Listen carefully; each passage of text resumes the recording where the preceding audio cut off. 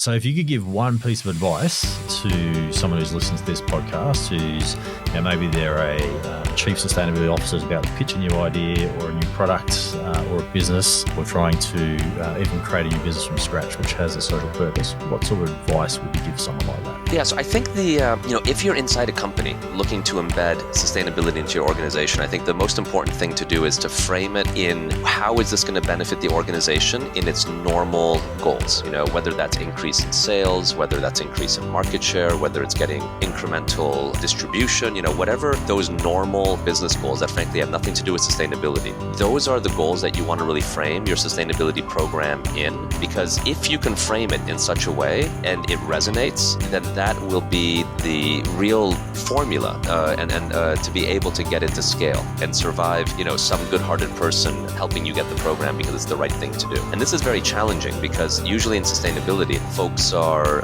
hoping that, the cause, that they're inventing a program for. In our world, it's, solving waste and recycling, that things that are hard to recycle is important on its own. And while it may be, important, you need to frame it in what is the most important for that organization. Because if you do that well, that will allow the program to scale brilliantly and survive, the stakeholders that fought to make it happen. Yeah, love it. So our team's mantra is sell them what they want, but give them what they need. And it's sustainability by stealth. So if you're not solving a painful problem, which aligns with the business's core business, whether it's selling carpet or building buildings, then your sustainability idea is doomed for failure, I think. So great piece of advice. What's the best piece of advice you've ever received?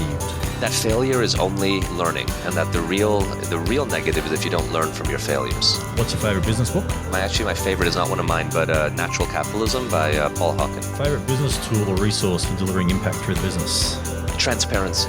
If you could go back in time and give your 20-year-old self some advice, what would it be? When I was 20, I was starting this, and I would say I would come back, and tell them everything I learned. That would be so it depends on how much time I had with my 20-year-old self, but I try to impart all of the painful lessons I learned along the way, as many as I would listen to it as a 20-year-old person, that is. I was just going to say, would your 20-year-old self listen to it? Yeah, who knows?